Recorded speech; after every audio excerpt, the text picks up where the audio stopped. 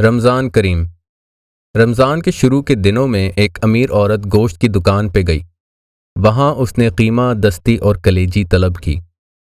جتنی دیر میں قصائی گوشت بنا رہا تھا، ایک غریب عورت دکان میں داخل ہوئی اور کہا، مجھے یخنی کے لیے ہڈی چاہیے۔ امیر عورت کا دل رحم سے بھر آیا۔ اس نے کاغذ کے ٹکڑے پہ قصائی کو لکھ کر کہا، اسے وہ تمام چیزیں دے دو جو میں نے لی ہیں، اور یہ مت بتانا پیسے کس نے دیے ہیں۔ گوشت بننے کے دوران غریب عورت نے کچھ جلدی کا اظہار کیا اور قصائی سے پوچھا، آپ تو تیزی سے ہڈی بنا دیتے ہو، آج دیر کیوں لگ رہی ہے؟ قصائی مسکرایا اور کہا، بس ابھی ہو جاتا ہے۔ غریب عورت بولی، خدا رحمان اور رحیم ہے، جس کے جواب میں قصائی بولا، بے شک وہ سب سے زیادہ رحیم ہے۔ کچھ ہی دیر میں قصائی نے غریب عورت کو قیمے، دستی اور کلیجی سے بھرے تھیلے پکڑائے۔ وہ گھبرا کر بولی، میں نے تو یہ سب نہیں مانگا۔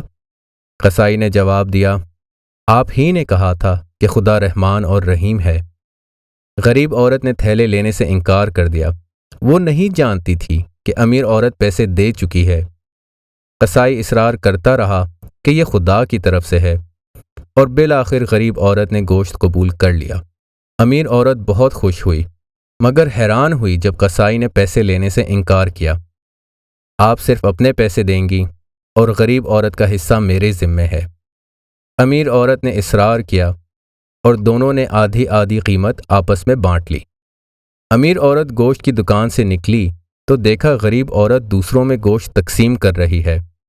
اس نے ایک تھیلا سبزی والے کو دیا، ایک صفائی والے کو اور کچھ دوسروں کو۔ امیر عورت کی آنکھوں میں آنسو بھر آئے اور اس نے غریب عورت سے پوچھا، تم گوشت گھر لے جانے کے بجائے دوسروں میں کیوں بانٹ رہی ہو؟ غریب عورت مسکرا کر بولی، میں نے اپنے بچوں کے لیے گوشت رکھ لیا ہے۔ ہمارے گھر میں فریج نہیں ہے اور اضافی گوشت خراب ہو جاتا، اس لیے میں نے دوسروں میں تقسیم کر دیا۔ یہ رمضان کا جذبہ ہے۔ امیر عورت بولی، بے شک خدا بے نیاز ہے، یہ رمضان کا مہینہ ہے، رحمتوں اور نعمتوں کا مہینہ۔ مثل الذين ينفقون أموالهم في سبيل الله كمثل حبة أنبتت 7 سنابل في كل سنبلة 100 حبة والله يضاعف لمن يشاء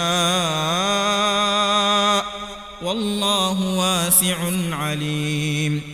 الذين ينفقون أموالهم في سبيل الله ثم لا يتبعون ما أنفقوا منا ولا أذى لهم أجرهم عند ربهم ولا خوف عليهم ولا هم يحزنون۔